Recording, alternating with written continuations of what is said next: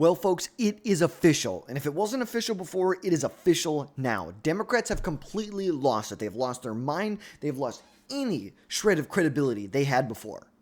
Currently, right now, there's a case out of Minnesota where a government employee who is a fiscal policy analyst at the state of Minnesota's Department of Human Services decided that he would go on a crime spree. He decided that he would go and key Teslas, roughly 5 or 6 Teslas, between March 18th and March 31st in Minneapolis, most of which were caught on camera. You can see the one right here. Dylan Brian Adams was the name of the gentleman who made the really unfortunate decision to go around keying multiple Teslas throughout the state of Minnesota. Obviously, you can see here he was arrested. He was arrested by the Minneapolis Police Department last Thursday or Friday, and it was announced yesterday. Yesterday, it was announced that current district attorney of Hennepin County will not be charging him in this case. He will not be charged in this case of causing roughly $21,000 in property damage. $21,000 in property damage. And should I remind you that this is a district attorney that has received hundreds of thousands of dollars, upward, look at this, $511,000. $511,000 from George Soros and Soros-backed organization that fund soft on-crime district attorneys like Mary Moriarty. Damages from this crime spree, like we said, are estimated to be roughly $21,000. $21,000 we're expecting this, which is just absolutely ridiculous. It is absolutely ridiculous that this is allowed and that he's not going to be charged. Instead, he's going to have to pay for the damages plus enter a diversion program. But you can see right here, according to the district attorney's website, Hennepin County's website, eligibility for diversion is property crimes less than $5,000 in damage. The damage that he caused was roughly 4 times this amount. But somehow soft on crime district attorney Mary Moriarty of Hennepin County decided that nope, he's going to fit into this box, even though he committed almost 4 times the amount of damage that is allowed in order for a diversion program to be warranted. It is just absolutely ridiculous. This is absolutely ridiculous what is going on. And Democrats have completely lost it at this point. Even Minneapolis Police Chief Brian O'Hare has been very critical of the way the Hennepin County Attorney's Office has been handling this and the fact that they are not bringing formal charges against Adam. They are pissed. They are pissed at this. It is insane that this is allowed to happen. And the Hennepin County Attorney's Office claims in its response to this crime spree that they're still holding the suspect accountable. But no one seems to buy into that fact. Not even people in Minnesota who voted for her, because she isn't holding criminals accountable. You know, these incidents where he was caught keying multiple different cars, right now we have 4 different locations where they happen. There was near the intersection of 5th Avenue South and 2nd Street, or South 2nd Street, along South 2nd Street between 5th Avenue and 3rd Avenue South, near the intersection of Washington Avenue and 5th Avenue South, and in North Minneapolis Target parking lot, which is 1650 New Brighton Boulevard at the Quarry. You know, the Minneapolis police chief went on to add, quote, any frustrations related to the charging decision of Hennepin County attorney should be directed solely at her office, according to the chief. Our investigators are always frustrated when the cases they pour their hearts into are declined.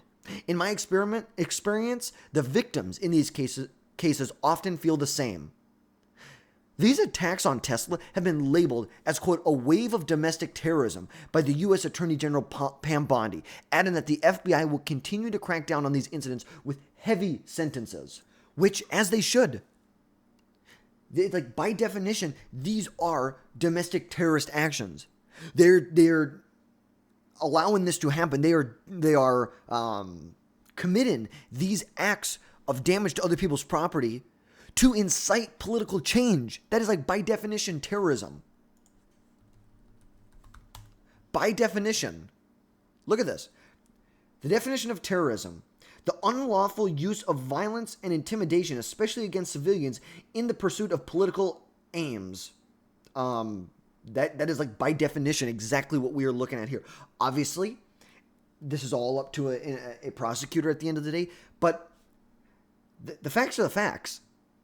And let's just remember, this is the same district attorney that tried to prosecute an innocent police officer after he was involved in a shooting. So take a couple steps back here, a couple years. So there was a state trooper. His name was Ryan Longren. He, let's just go down here and read it. According to an investigation around 1:50 a.m. on July 31st, I believe this is 2023, a trooper saw a car drive past him on Interstate 94 in Minnesota without rear lights. After he pulled the car over, the trooper found out the driver, Ricky Cobbs II, was wanted on probable cause for a felony order for protection violation in Ramsey County. At that time, 2 more police officers pulled up to assist. Dashboard and body-worn camera footage released by the Minnesota Department of Public Safety show 3 troopers approaching Cobb's car and repeatedly requesting him to step out. 2 troopers opened the door and attempted to physically remove him after he became uncooperative. At that time, the video appears to show Cobb putting the car in gear and driving away while police officers were partially inside, dragging them along the freeway. Longren fired his handgun, hitting Cobb. Cobb drove away, knocking the 2 troopers to the ground. The 3 officers returned to their vehicle, followed Cobb about a quarter mile down the interstate when they caught up to him. Cobb's vehicle was slowing to a stop against the highway divider. The troopers are seen on video immediately providing first aid, but he died at the scene. Obviously, very tragic what happened.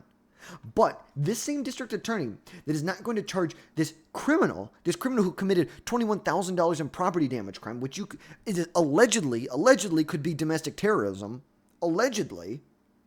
I just want to get that out there, but we kind of know the reality, but allegedly, is the same person who, after she reviewed the evidence, and this is what they did, so that was what happened. But then what happened is her office hired a use of force expert. His name was Jeffrey Noble. He reviewed the evidence and believed that Longren acted lawfully when he shot and killed Ricky Cobbs II.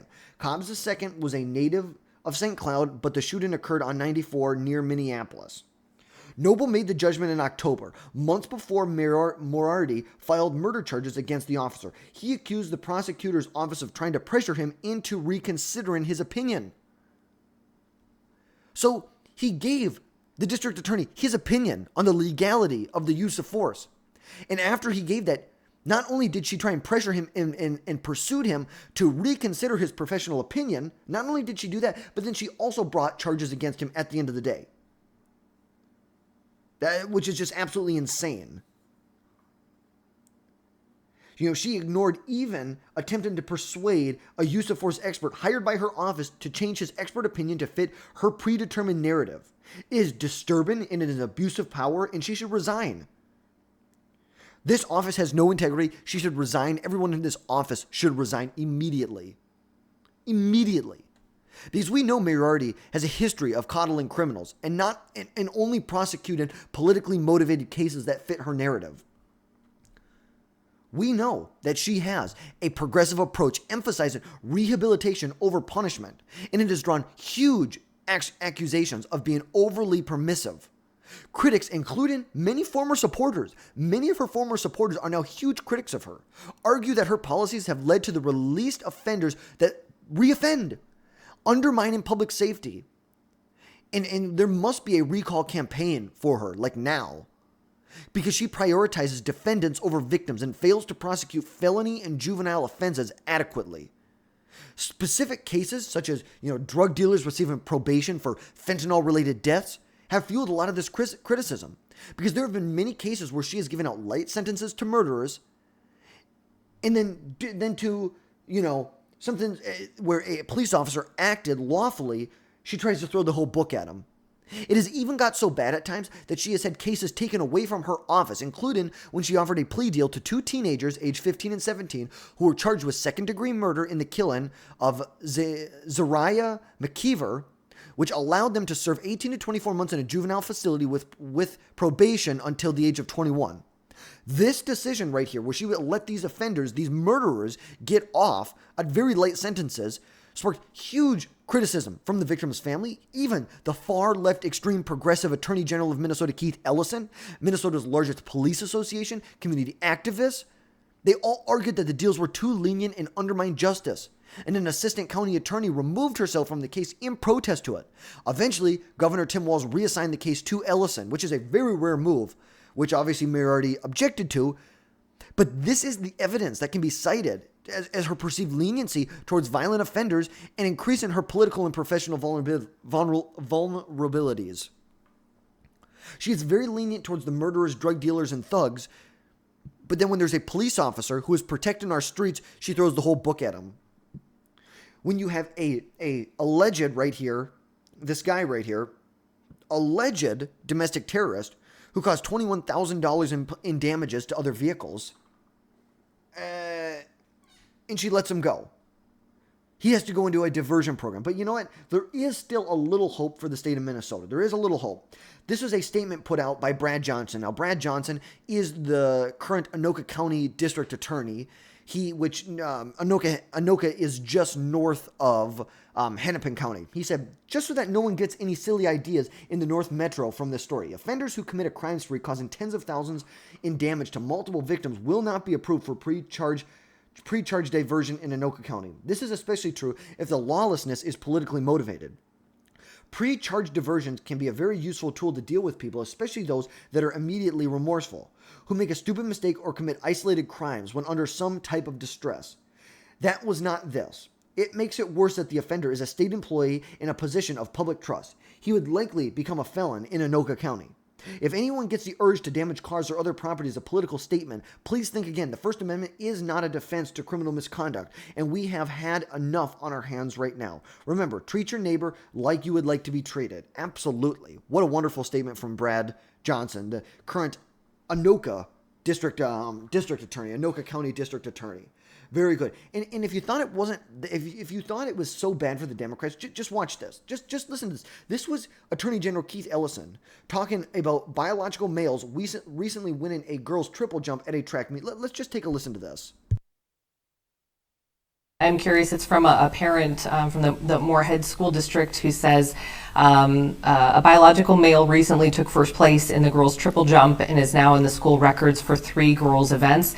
No one wants to see kids bullied or denied opportunities, but is it fair to the girls who have trained hard only to lose out to athletes with clear biological advantages? From their perspective, couldn't this be considered a form of bullying? Well, I'm at a disadvantage because that particular case I'm not aware of. I do know of other children in that school district who are, 10, 9, 11, and they don't really care about winning. They just want to be on the team. We're talking about kids who have always identified as female, never have identified any other way, and they just want to be on the team. And because they want to run. That is such a lie. They've never identified another way. It's such a lie. What a liar. This dude is a piece of work. And jump like all kids do. And so, I mean, the caller called in on that situation. I'll study that one. But the situation I do know about is a child who probably isn't going to win the race. Maybe they will. Who knows? But they're not there for the purpose of, trophies and medals. They're there just because they want to be a member of the team and learn something about. The reality is, it doesn't matter why they want to be there. It doesn't matter one bit. Biological males have a biological advantage over females. End of discussion. End of story. Good night. Goodbye. This is just very, very sad stuff. Democrats have completely lost it. This party has completely lost it. Hopefully they get smoked in the 2026 midterm elections. Hopefully they get smoked in the 2028 presidential election. But that's going to wrap things up for today. Let me know your thoughts. If you have any other examples of how Democrats have completely lost it, drop it down below. Let me know your thoughts. Let me know other things on where Democrats have completely lost it. And we will catch you next time, folks.